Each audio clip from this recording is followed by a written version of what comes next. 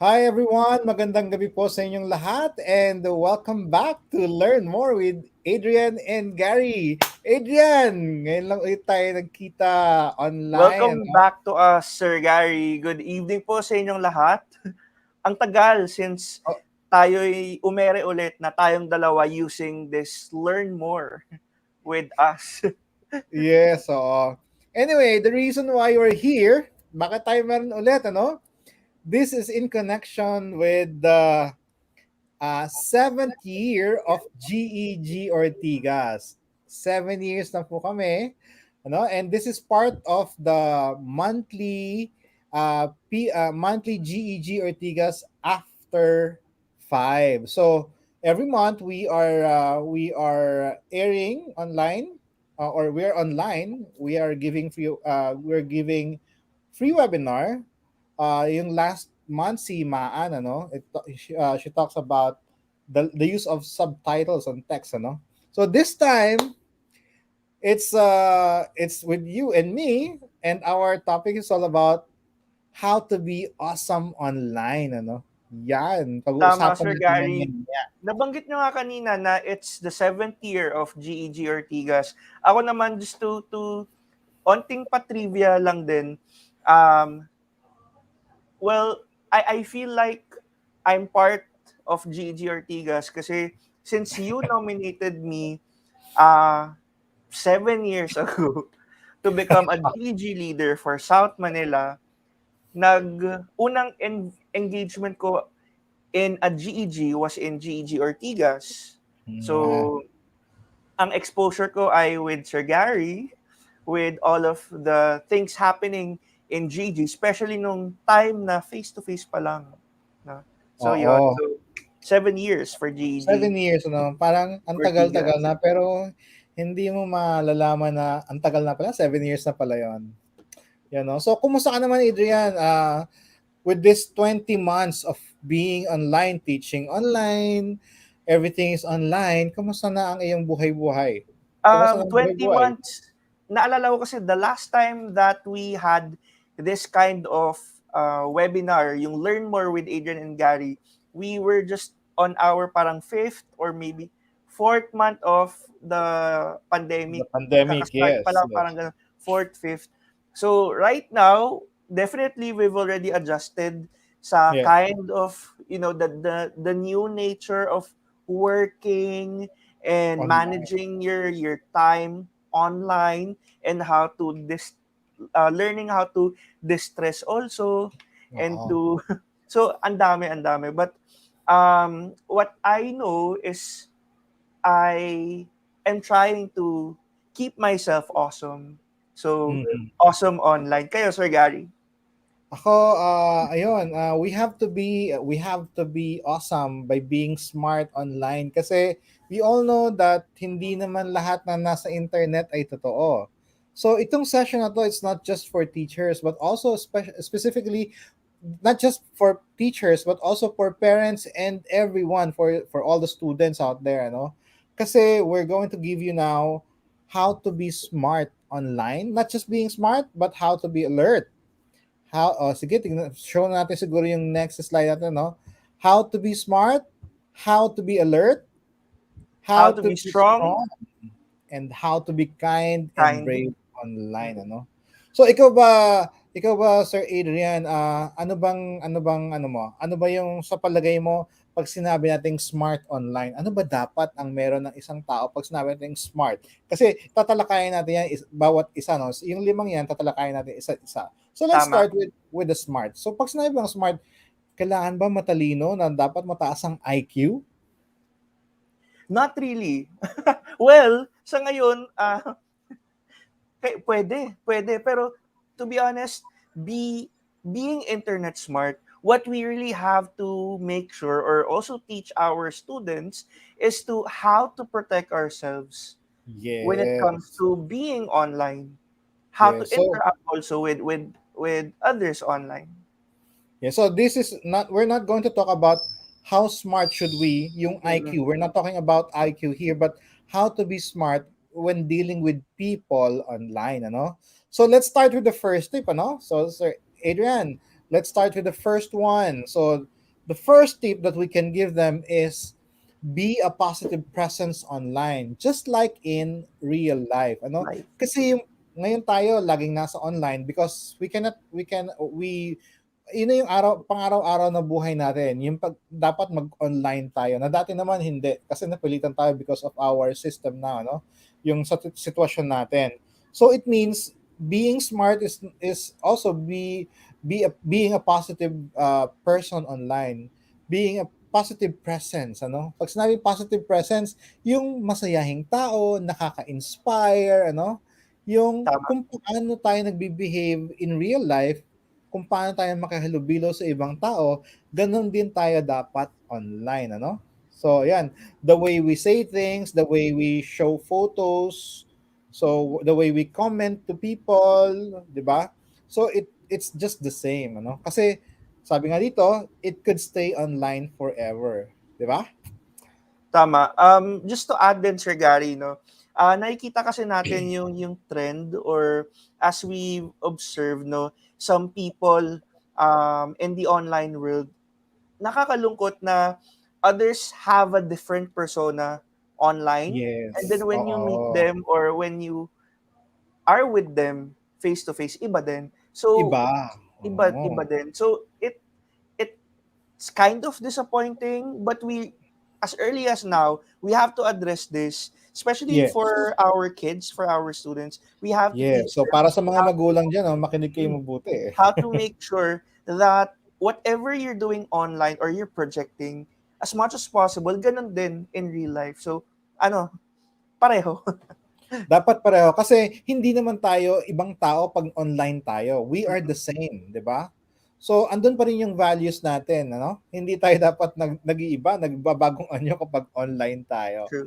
So yan. So tip number 2 naman tayo, Adrian. So think before you post. I think narinig na natin 'to, no, noon pa. Ito yung isang linya ng isang network, TV network, ano? Think Kaya, before you post. Bakit ba tama. importante?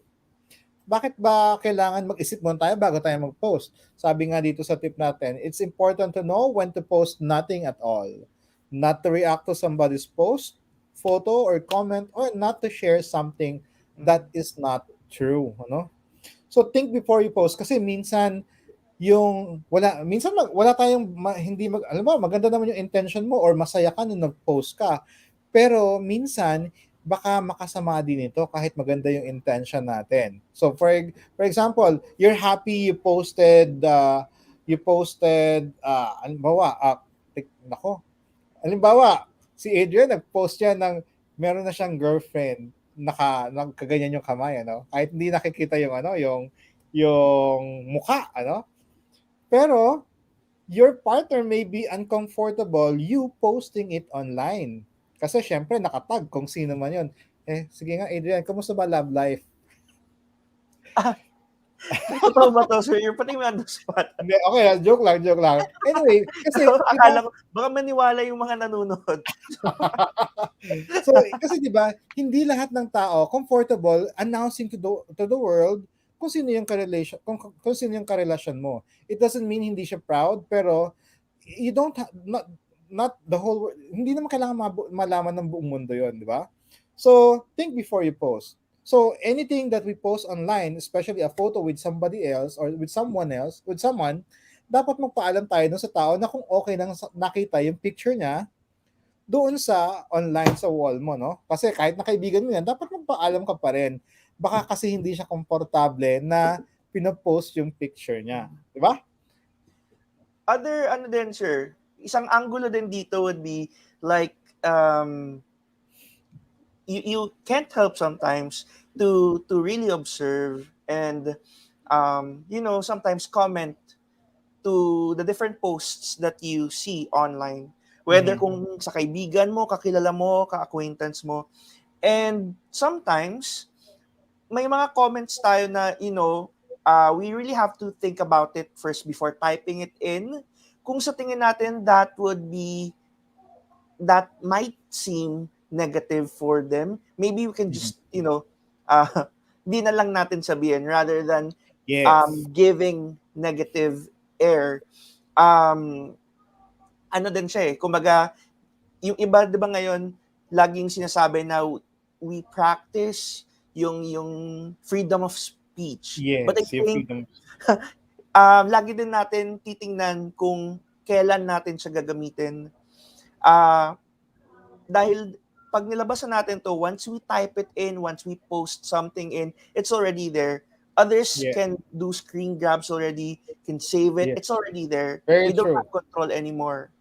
Kaya So, nga, wala nang bawian kapag yeah, you put kasi, it kasi online. especially, 'di ba, sabi ko kanina, if you have kung masaya ka nag-post ka, lalo na kung nag-post ka ng hindi maganda yung pakiramdam mo or kung galit ka kasi minsan napapahamak ka kasi yung pinost natin hindi natin siya mababawi ano. Kaya we have to be very careful on what we post. So we have to think before we post something online. Yan. Yan. Oh, Sir Adrian, tip number 3. Tip number 3, protect your secret. So, do not share alin ba mga dapat or hindi dapat i-share online to your social media sites or publicly. So, ito yung mga as simple as our home address, ano pa ba, mobile numbers, or even password, sometimes even username. So again, depende. We really have to make sure alam natin, again, we have to be cautious, no? When to share these types of information and itong mga dapat pang sa atin lang or for those people who we really trust.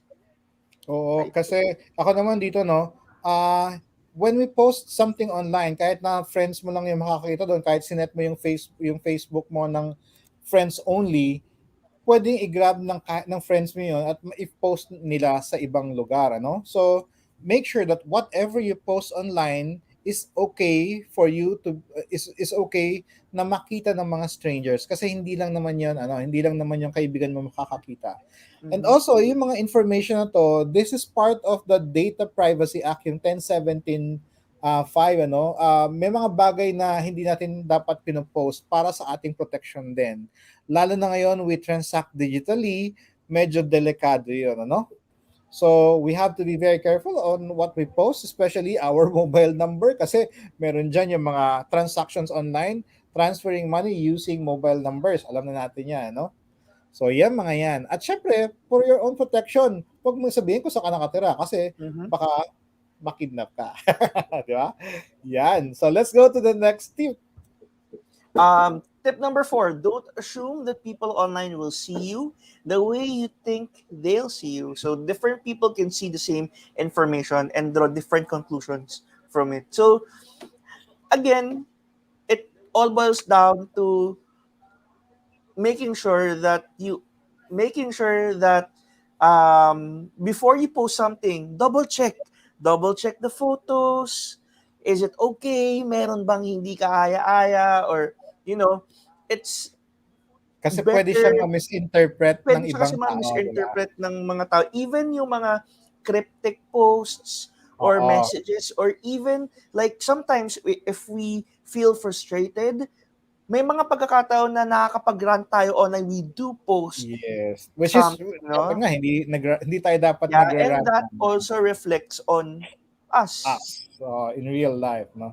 Isa pa, no?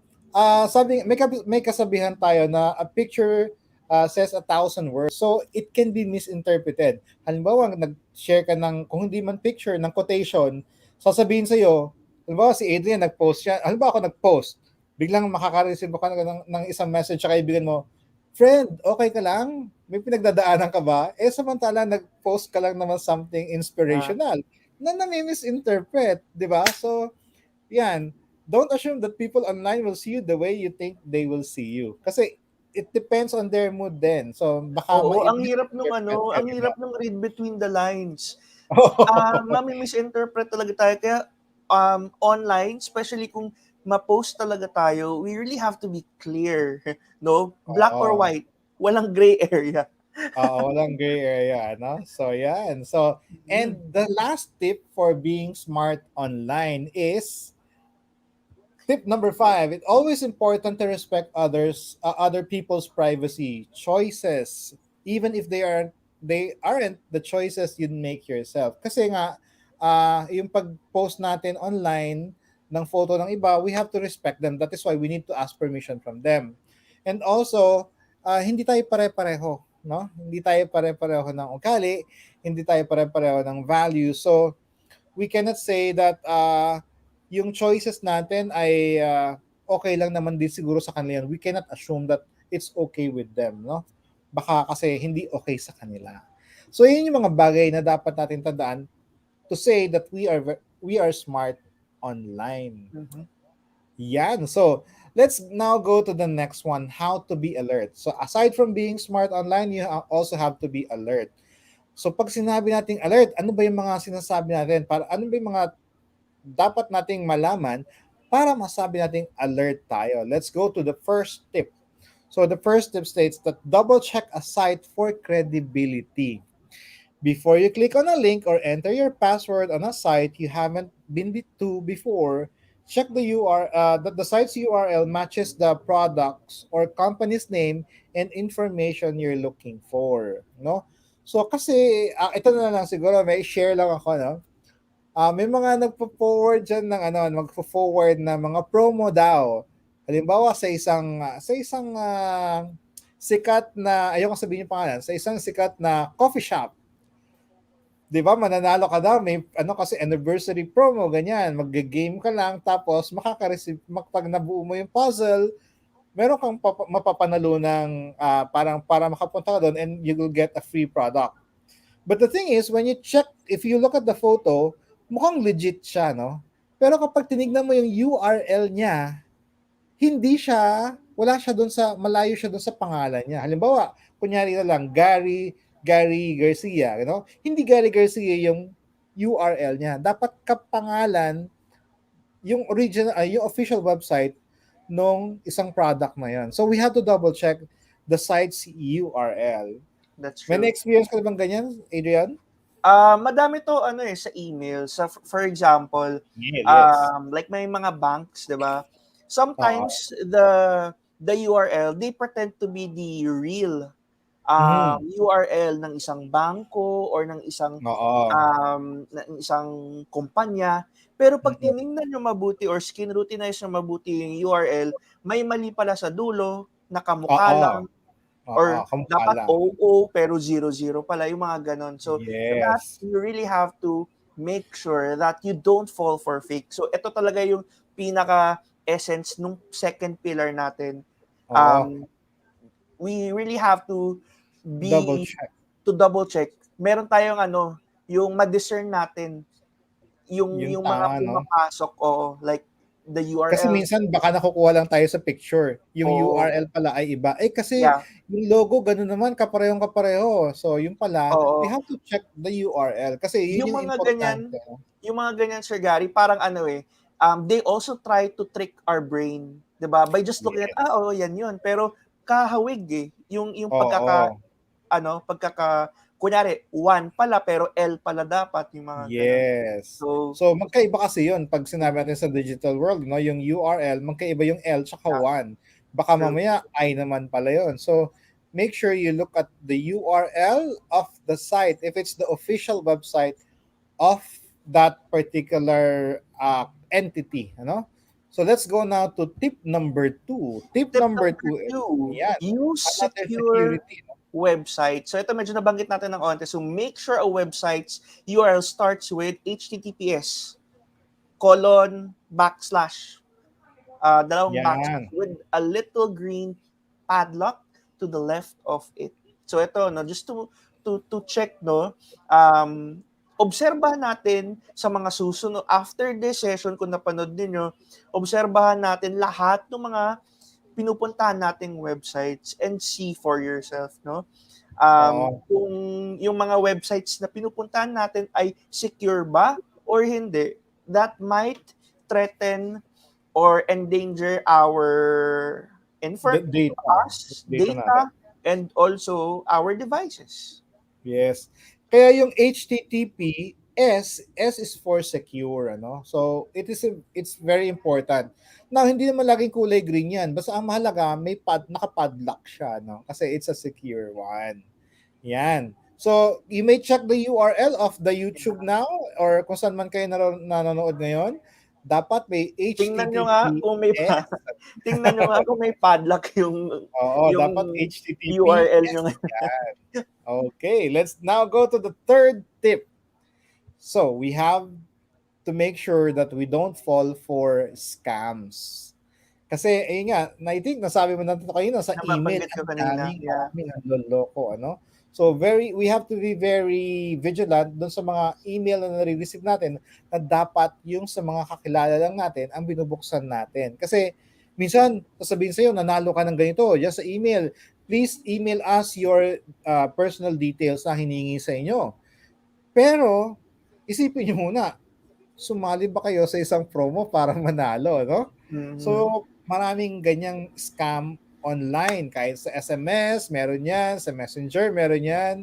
Sa email, meron yan. So, if you think that it's too good to be true, ayan, baka scam yan, ano?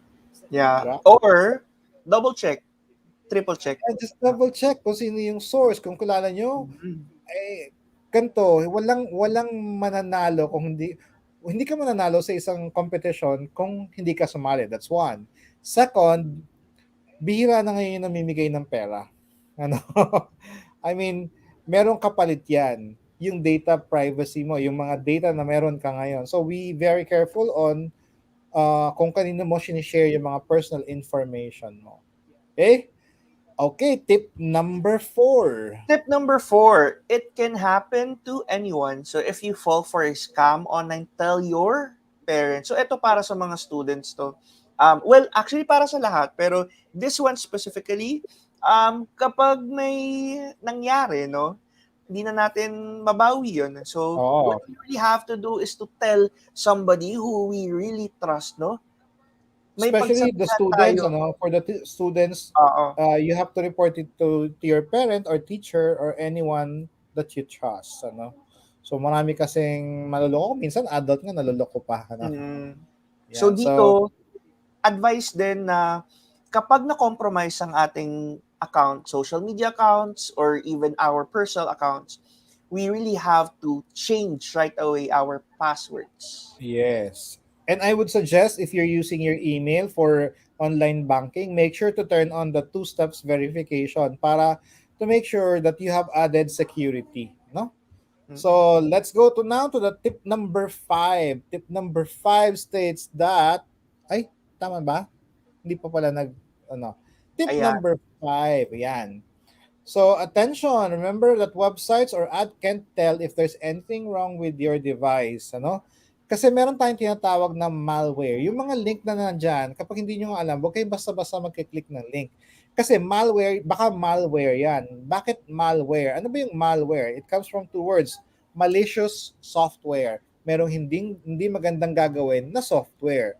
So, nakawin ang information mo, lagyan ka ng virus. So, it's worst thing is manakaw yung personal info mo.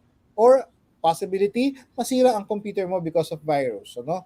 So, ayan, sasabihin sa'yo minsan, your unit is, let's say, your Mac is in danger. Kailangan mo mag-download daw ng antivirus. Magda-download ka nga, yun nga yun, nabiktima ka na ng Mm-mm. malware. Kasi, hindi naman nila sasabing, wag mo i-click to, may malware ako, no? So, be very careful with these links. Wag kayong basta-basta magkiklik ng link. Yan ang ano Tama. siya.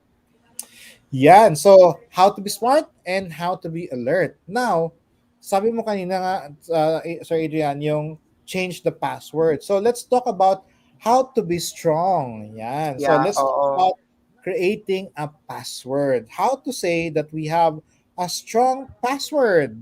So, we have to create a password wherein it is difficult to decide to unlock, ano.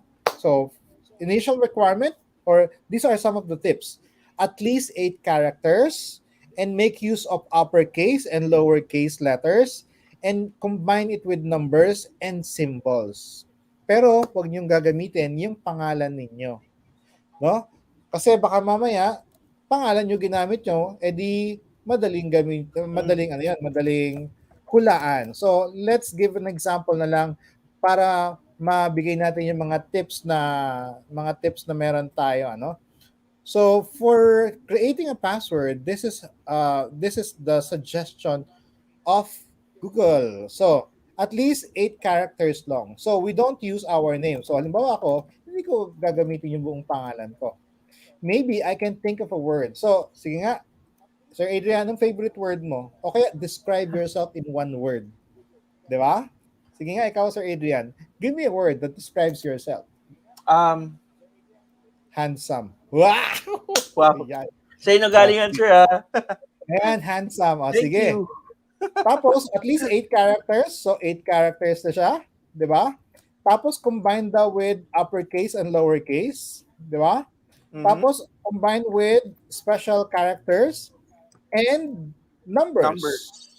So, the simple way of doing that is think of a word na kailan nakakaalam, no? So, okay, yung characteristic niyo, what word can you describe yourself? Physically or your attitude, mga ganyan. So, and then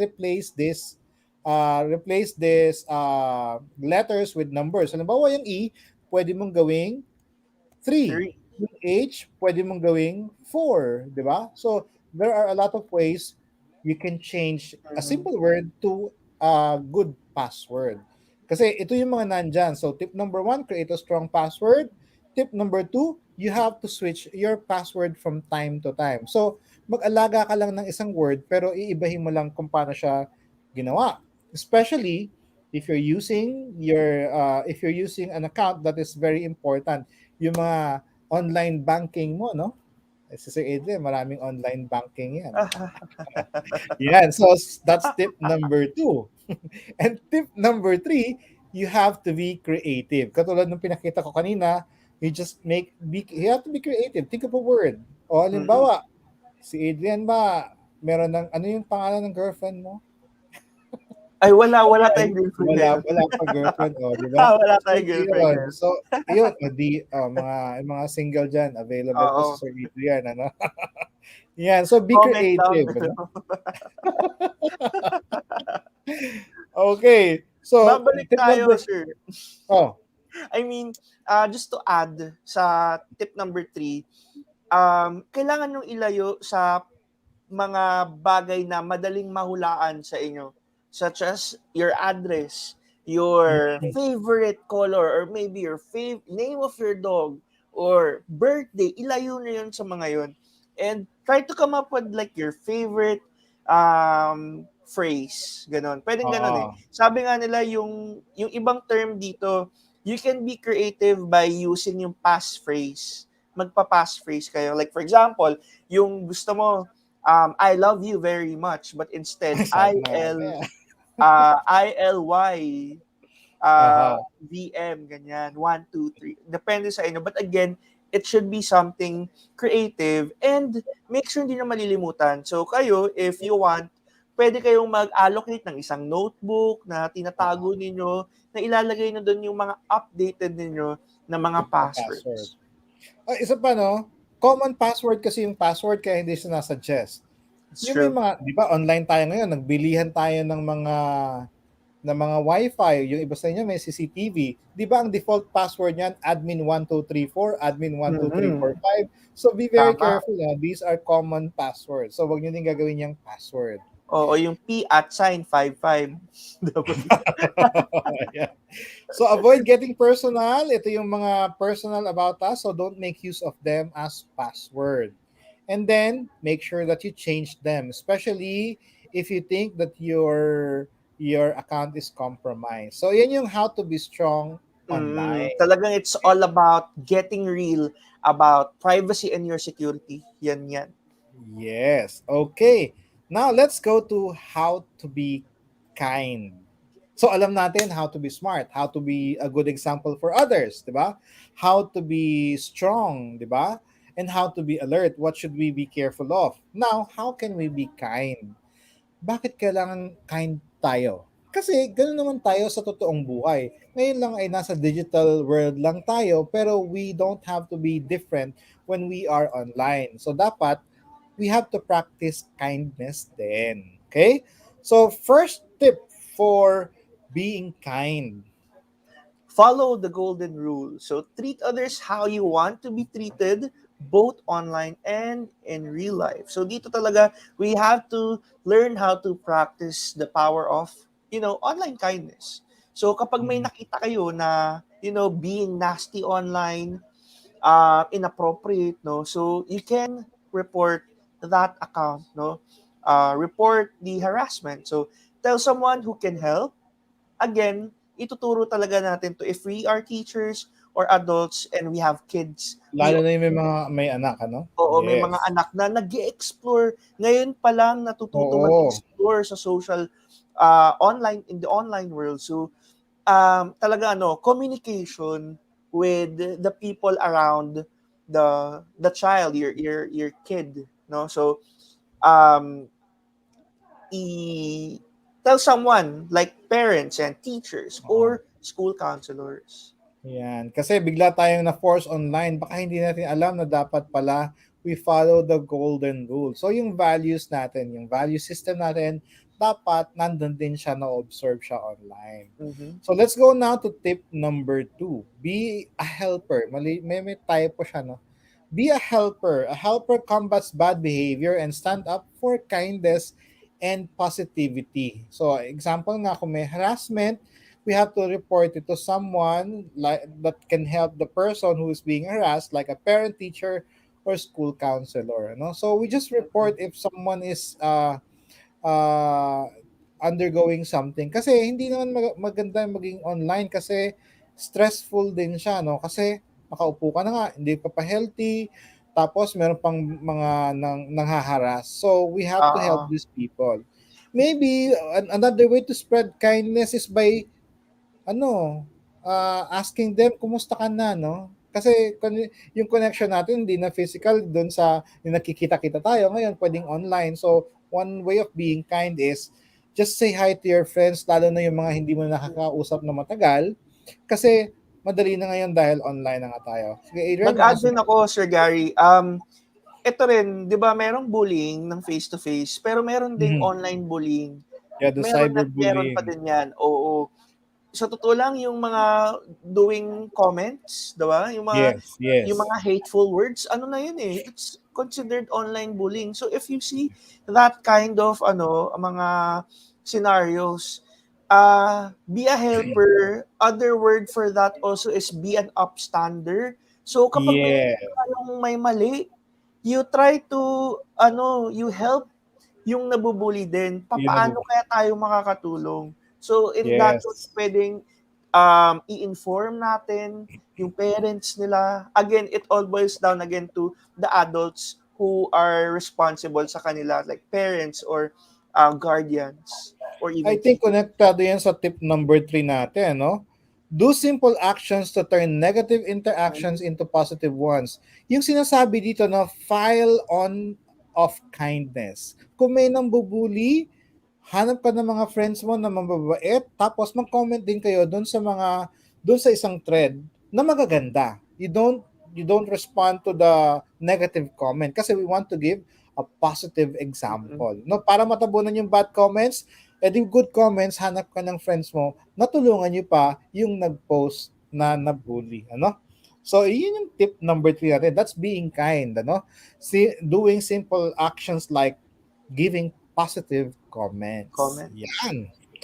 Now, tip number 4, Make make good decisions when choosing what to say and how to deliver it. So, natawa ako bigla, sorry. Pero Sige, ako lang eto, yan. yung kailangan natin pag-isipan 'to, 'no. So, sir, paano ba sabihin sa sa isang tao na, um, hindi kaaya-aya ang kanyang amoy? No, sorry, Mahirap kidding yan, no? aside, no, but, kaya natawa ako, no. But again, um, eto lang Ako isang meron, example. Sige, sir. Ako meron akong example. Kasi minsan, nagchat-chat, kunyari, nagchat-chat or nagko-comment tayo sa isang post. Halimbawa, nakakita ka ng post na ganito. Halimbawa, okay ka lang, ano magiging impression mo dun sa isang comment na ganito? Parang okay ka lang, parang parang hindi yata okay kasi naka all caps. That's one way on how you deliver your message. Hindi Oo. tayo dapat nag-type ng all caps kasi pag sinasabi natin all caps, para kang galit, ano? Well, So yeah. dapat we Mhm. observe yung proper capitalization. Tapos halimbawa, another one is kumusta ka na? Kasi halimbawa, kinukumusta ba talaga ako? To sinisigawan ako. Kasi iba yung all caps compare to kumusta ka na, di ba? Ayan, oh, kumusta ka na? Kasi very light yung dating. So, we have to choose the words and how we deliver these words online. Kasi nawawala yung tono natin. Wala ka namang masamang intention, Oo, pero may ibang tono kasi yan from the other side, 'di ba? From sa oo, ibang nagbabasa, 'no? oo. So, nagbabasa, baka mamaya hindi pala maganda yung mood niya nung time na yon, na misinterpret niya. Kasi nawawala yung tono. So, we have to choose the right words and how we type these words. Ano? Oo. Ano rin Yan. sir, So, pag-iisipan niyo din kung tayo yung tipong ano, yung medyo blunt, aha, try din natin to paraphrase, paraphrase, correct. to rephrase Rephrase your that. words kasi ano, eh, or kung hindi talaga maganda at all yung gusto mong sabihin, then 'wag mo na lang siyang Wag mo nang sabihin. sabihin. Hindi naman kailangan sabihin lagi online, ano?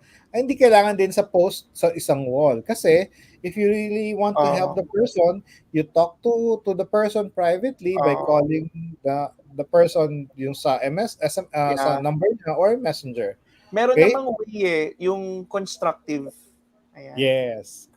So, maganda siguro kung sasabihin mo pa yon, meron kang intro na this is my observation lang, medyo pagbigyan mo ng ano, ng parang intro kung ano yung sasabihin mo para hindi siya ma-shock sa'yo, no? So ito pa 'no, so don't type something online if you wouldn't say it in real life. Kasi minsan nagiging matapang ang tao kasi online lang. Ang tapang-tapang mo kasi hindi ka nakaharap. Ay, So totoo yan, may tawag diyan, ano tawag dun? keyboard warrior. Oo, yun yung Keyboard tawag warrior. dun, oo. So ngayon ko na ano yan, keyboard warrior. Yung mga magagaling sa keyboard ano, pero pag harapan na, wala na. Oo. Ayan. So tip number 5, spread kindness online, ano? Kasi that's why we're here, ano? This world will be a better place if we spread kindness, even online. Ayan, so smart, alert, strong, and kind. And the set of Last pillar natin, last pillar natin is how to be brave online. So paano ba sasabihin, ano ba yung hindi pa ba pagiging brave yung magsasalita ka doon sa mga sasagutin, hindi mo na sasagutin yung negative post, but you will post another thing na kasama yung negative post. Hindi pa ba pagiging brave yun? So ano ba ibig sabihin ng pagiging brave online? Let's have the first tip. Found something negative? Say something. If you come across something that makes you feel uncomfortable or worse, report it. Be brave and talk to someone you trust who can help, including a teacher, the principal, or a parent. Especially for the students, ano? Kasi minsan, hindi lang nagsasalita yung isang bata. Kaya very important po para sa mga magulang at guro that we have to be very observant do sa mga bata. Kasi minsan hindi na nagsasalita ang mga bata, mhm, pero may dinadala palang sama ng loob kasi mhm. na-hurt siya doon sa sinabi ng kaklase niya o ng kaibigan, ano? Lalo na ngayon, online lang tayo. So, we have to be very careful with that kasi baka dali niya ng matagal yon, hindi siya makamove on, na-trauma pala siya doon sa sinabi. So, may hindi magandang effect yan later on. So, we have to talk it out. Not everyone knows how to ask for help. Kaya very dangerous yung hindi nagsasalita. So as a family, it's better if we talk to each one, especially for dinner, ano? Or any mealtime, not just dinner, but mealtime. During mealtime, magkakasabay naman tayo lahat siguro. So during mealtime, sana walang gadget sa lamesa, no? Device-free meal. Ibig sabihin, pag mealtime, walang gadgets, walang distraction because that is another time for you to spend to talk to your kids or Mhm. to talk to the members of Quality the time family. talaga. Quality time Mm. talaga, ano? So, iyan, no?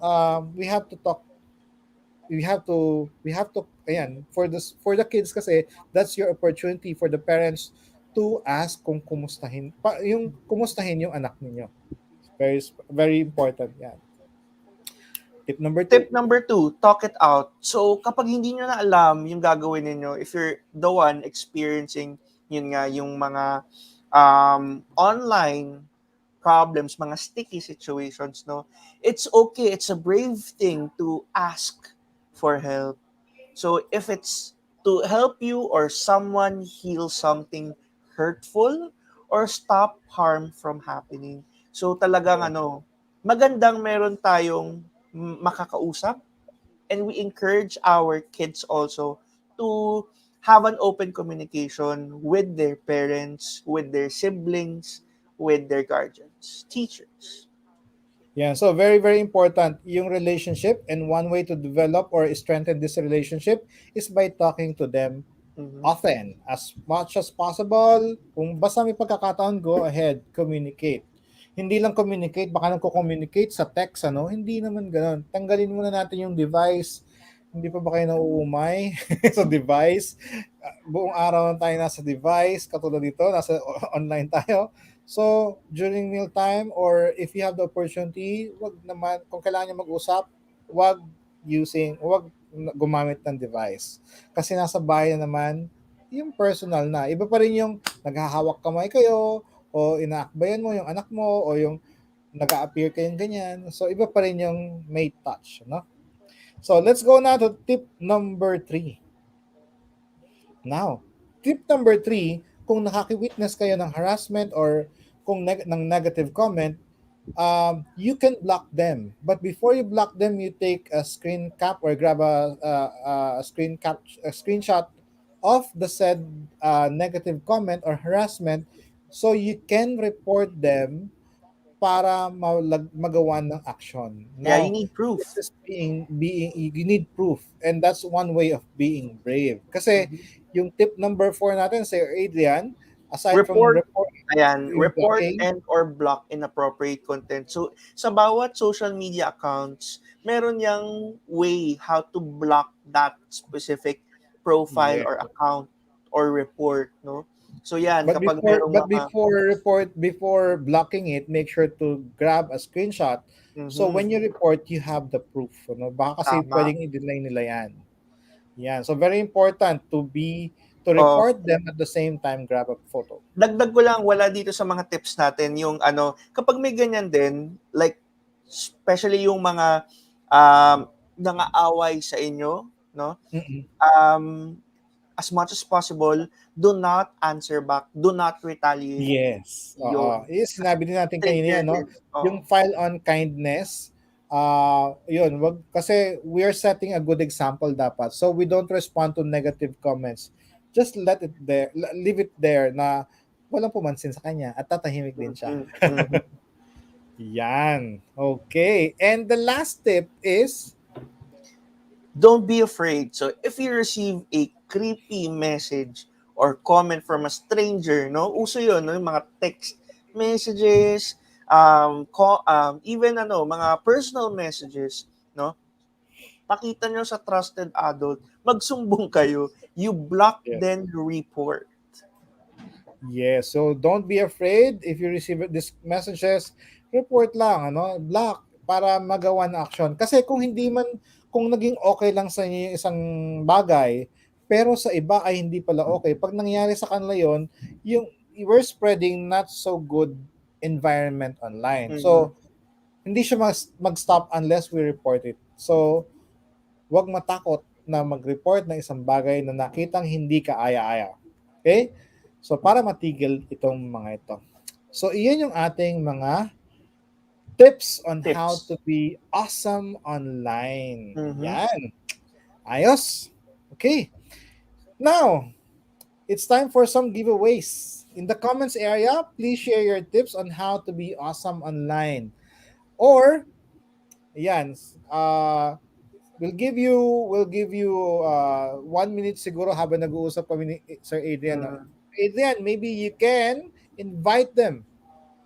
Oo. So, if you want to, I also have my YouTube channel. So it's Look Beyond the Classroom. That's LUKE Beyond the Classroom. You can also follow me on Twitter at Adrian Look Cruz, or on my Facebook page. That's Look Beyond. So if you want to know more, meron din akong full video about Be Internet Awesome on Yeah. my YouTube, and other edtech strategies, tutorial videos yan. So, just visit my YouTube channel. Yan. Um, So, pwede okay. rin kanilang makapag-connect sa'yo using your Twitter and using your FB, ano? Yes. Yan. Ayan. Ako naman sa Twitter, you can look at my Twitter handler at jguy garcia. You can visit my website, edtechandbeyond.com, and you can also visit my YouTube channel at youtube.com/edtechandbeyond. Ano? Diyan naman, ako ay mahilig sa Google Sheets. Actually, not just Google Sheets, but all Google Workspace tools. Nandyan yung mga short video clips that can help you discover something about Google tools. Mm-hmm, mm-hmm. Yan. So, so maybe we'll just email you, we'll just get in touch with you Oo. kung meron kayong mga tips para manalo kayo ng GCE Level 1. Okay? So Adrian, meron ka pa bang gustong sabihin sa kanila? Mag-add lang din ako sa kahit din sa mga makakapanood pa ng video na Yes. ito. So, these tips are from the Be Internet Awesome Yes. curriculum Oo. that's made by Google in Yes, for partnership everyone. with other organizations, no, that's talagang specializes on child protection, protecting their kid online. Kasi ito talaga yun eh. We're already here in this era na lahat ginagamit na ang internet. Everybody's online. So dahil ginagamit na natin to sa school, involved na yung academics natin in online, in online environment. It's about time, no? Baka nga late na, pero again, pwede pa natin ihabol, no? We have to embed these kinds of tips, itong program na ganito sa mga lessons natin. Kasi it's also Yes. protecting, a way to protect our students, no? Teaching, start them young. No? So yun. So that's, if you want to know more about this curriculum, yung Be Internet Awesome ni Google, you can just go to g.co yun, g.co/be internet awesome. There's full curriculum. You can download that. There are worksheets that you can use for your students. There And are there are also, also resources for families that they can do at home, ano?